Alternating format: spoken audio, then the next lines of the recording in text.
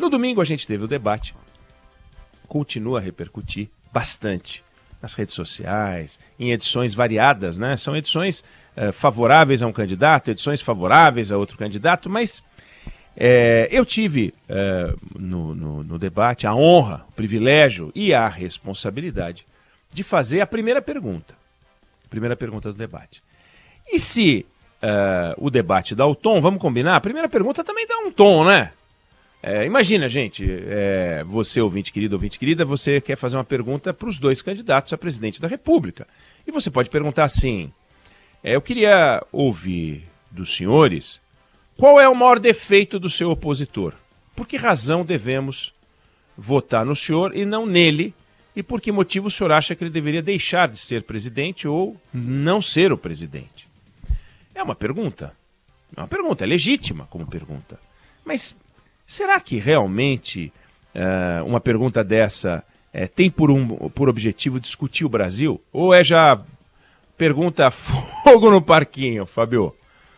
Hein, Débora, o que você acha? Você não acha que é fogo no parquinho? Você chega e fala assim, na tua opinião, por que a gente não deve votar no teu opositor? Já é fogo no parquinho. Claro, é legítimo, é uma pergunta... Jornalista já riscou o fósforo. A gasolina já estava lá, porque o estúdio, obviamente, é tenso. Aquele começo de debate, o meio e o fim também, mas é tenso. E você vai fazer a primeira pergunta. Ou então, fosse assim, o senhor naturalmente se considera o melhor candidato, seguramente entende que deve conduzir o Brasil pelos próximos 4 anos. O que o senhor gostaria que acontecesse com o seu opositor a partir de janeiro de 2023? Sabe, você está preocupado com o Brasil ao fazer uma pergunta dessa? Não está. Então eu fiquei pensando e resolvi fazer uma pergunta que não foi respondida. Como, aliás, boa parte das perguntas não é respondida. Eles têm um discurso e aproveitam, pegam pelo tom, pelo cheiro, pela nota si bemol, lá menor, e entabulam um discurso e vão. Mas a pergunta, ela é uma pergunta pertinente. Não é provocativa no sentido de estimular que um bata no outro. Ela é uma pergunta desafiadora.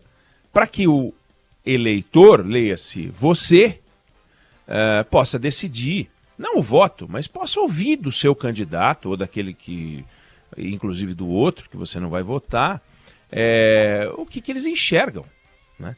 Então a pergunta era uma pergunta relativamente simples. Todas as despesas do governo, elas estão listadas no Orçamento Geral da União e todas as despesas são classificadas em 2 tipos. As despesas obrigatórias, que estão lá por ordem constitucional, e não porque o presidente quer ou não quer, mas ordem constitucional, tem que gastar naquilo, tem que gastar daquele jeito. E as despesas que o governo comanda, o presidente controla. Nos países mais avançados, nos países mais civilizados do ponto de vista do orçamento, perto de 50% das despesas, um pouco mais, um pouco menos, alguns 60%, são despesas obrigatórias. Nem passam por um comando presidencial, ou governamental. Nem passam. São despesas constitucionais.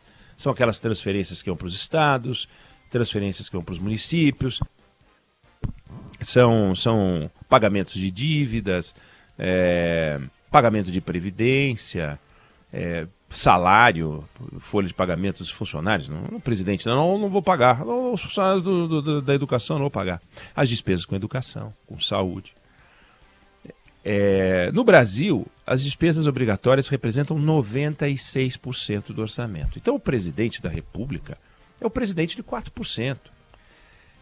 Todos os projetos novos, investimentos, está dentro desses 4%, não dos 96%. A minha pergunta era, os senhores estão fazendo propostas na campanha de fazer investimentos aqui e ali, criar planos e programas e tal, ampliar. Os senhores vão tirar dos 4%, e aí nesse caso vão ter que cortar projetos que estão dentro dos 4%, ou vão enfrentar uma discussão no Congresso para fazer cortes nas despesas obrigatórias, nos 96%, que são constitucionais. Aí tem que fazer reformas. Mas esses 96% tem lá pessoal, tem lá educação, tem lá saúde, programas sociais, etc, etc, etc. Então a pergunta era essa. Obviamente eu não falei tanto quanto eu estou falando aqui agora, só estou contextualizando. E joguei a palavra para os dois. Bom, não teve resposta. Não teve resposta, o que é uma pena. Porque seria uma grande oportunidade dos candidatos poderem falar um pouquinho sobre esse planeta que é o Orçamento Geral da União. E que é muito importante discutir, né? O Orçamento Geral da União lida com um volume de recursos que não entram na nossa cabeça, por mais que a gente pense. A gente pensa, qual foi o maior prêmio da Mega Sena, Débora, agora recente? Foi 200 bi? A Débora estava de férias, aliás, quando? 300? Foi 200 300? e poucos milhões. 200 e poucos milhões, né? 200 e poucos milhões. Foi o maior prêmio da Mega Sena, 200 milhões e tal. Já é um número difícil da gente processar, 200 milhões. O que são 200 milhões? E aí fica aquela pergunta, o que você faria com 200 milhões de reais? Tem gente que fala, eu não tenho a menor ideia. Pode deixar, se você não tem a menor ideia, eu te dou o número da minha conta, eu tenho muita ideia do que fazer com 200 milhões. Pode mandar para mim que eu cuido. Mas é um número absurdo, 200 milhões, 300 milhões. Aí a gente ouve falar da fortuna de alguém, o cara tem 2 bilhões, 3 bilhões, 4 bilhões. Bom, o Orçamento Geral da União é de 4 trilhões de reais. Sabe, trilhão é um tipo de medida que a gente só vê contar milhão, bilhão, na astronomia. Na astronomia. Aonde bilhão é tipo metro e quilômetro, né? Porque é um absurdo. Se você pegar a distância da Terra a Plutão, dá 6 bilhões de quilômetros. Eu não sei lá o que quer dizer isso, 6 bilhões de quilômetros, né? Mas é tudo assim, bilhão, trilhão no orçamento. E o orçamento é de 4 trilhões. Então significa que o Estado brasileiro gasta ao ritmo de 330 e pouquinhos bilhões por mês. Todo mês sai 330 bi. Puft, puft, puft. Ou seja, isso dá 11 bi por dia. Todo dia o Estado consome 11 bilhões de reais. Todas as horas o Estado consome quase meio bilhão, 460 milhões de reais por hora. São quase 8 milhões de reais por minuto. A gente abriu o horário do meio-dia, o Band News no meio do dia. O meio-dia 12 vezes 8 já foi quase 100 milhões de reais. Só nesses 12 minutos. É assim, esse é o gasto, esse é o ritmo de gasto. Então é tanto dinheiro, mas é tanto dinheiro que se a gente não cuidar do destino desse dinheiro, isso vai pelo ralo. E tem coisas loucas no orçamento. Eu não vou falar disso só hoje. É muita coisa para falar de orçamento. Eu também não quero entrar em detalhes, mas a questão central é a seguinte: dívida, pagamento de dívida, juros, amortização de despesas já contratadas e que estão lá dentro do orçamento consomem 65% do nosso dinheiro. Tudo que entra, 65% vai para pagar, são compromissos de juros, amortização, financiamento, pagamentos e tal, de coisas já contratadas no passado. Olha que loucura. Ou seja, se a gente fosse imaginar do dinheiro que entra em 12 meses, 5 meses, quase 6 meses do dinheiro, quase metade do dinheiro, aliás mais, né? Se eu falei 65%, vai embora na forma de dívida. Aí você pega Previdência. São mais de 2 meses de dinheiro com Previdência. Então, quando a gente faz as contas, dá o seguinte, gente. Compromissos com o passado dá quase 9 meses de tudo que a gente fatura no ano. Tudo que o governo fatura em impostos no ano é para compromissos assumidos no passado, Previdência e dívida. Vou chamar de dívida. Aí tem os investimentos, que tem lá um dinheirinho para investimento. Pelo número é grande. Mas quando a gente vai ver quanto que isso representa, dá o equivalente a 4 dias de despesa. Pode dar certo um país que gasta 8 meses para pagar despesas do passado e 4 dias para falar do futuro, investimento. É isso que eu queria falar. Essa é a proporção. A gente gasta 8, 9 meses de despesa para pagar o passado e a gente gasta 4 dias de despesa para tratar do futuro, investimento. É nada. Educação consome 9 dias do orçamento. Saúde consome em 15 dias do orçamento. Não dá um mês. Educação e saúde. Mais pagamento de dívida, previdência e tal, 9 meses. A conta não fecha. Veja, quando alguém se aposenta, tem o direito constitucional legítimo de receber o seu. Não há dúvida disso. Se a gente chama de dívida algo, é porque este algo que é uma dívida, em algum momento foi um investimento, eventualmente. De repente você fez uma obra, de repente você fez uma transferência e você está pagando. Ok, você assumiu um compromisso no passado e você está pagando. E aquele dinheiro entrou para você e você tem que pagar de volta. Ou era uma dívida de um Estado. Não vou nem discutir se aquele Estado que teve dívida fez ou não algum tipo de pilantragem. Mas vamos imaginar que ele tenha feito uma ponte, que ele tenha feito uma coisa qualquer. E passou a dever e o Estado, a União, assumiu essa dívida, refinanciou e tal. São compromissos do passado. Em algum momento foi algum investimento. Mas olha hoje, a que ponto a gente chegou.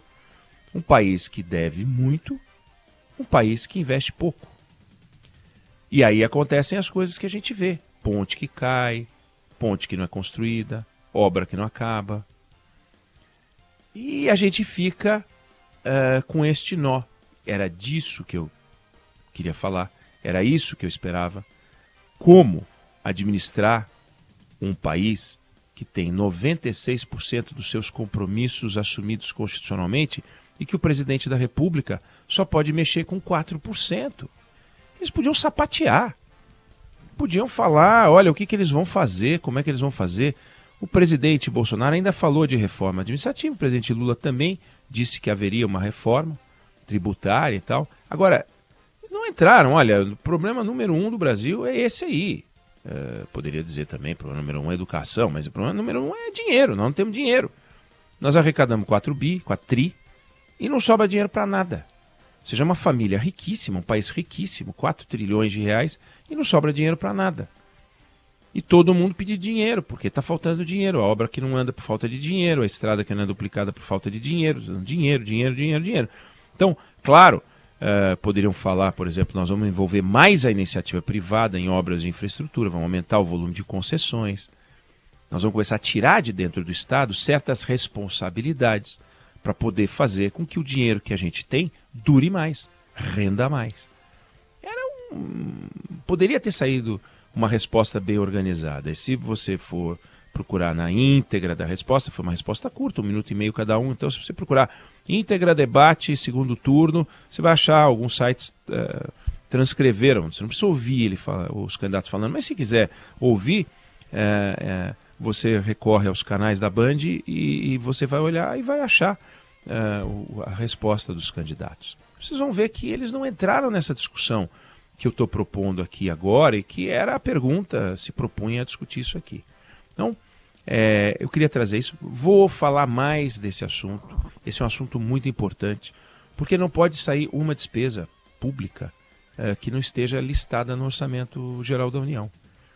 Ele envolve números siderais, números que não são alcançados por calculadoras normais e que deixa as pessoas confusas. Então, é importante que a gente se familiarize com isso para que a gente não continue como um país que tem ideias demais, propostas demais durante a campanha e uma capacidade de realização muito baixa quando começa o governo.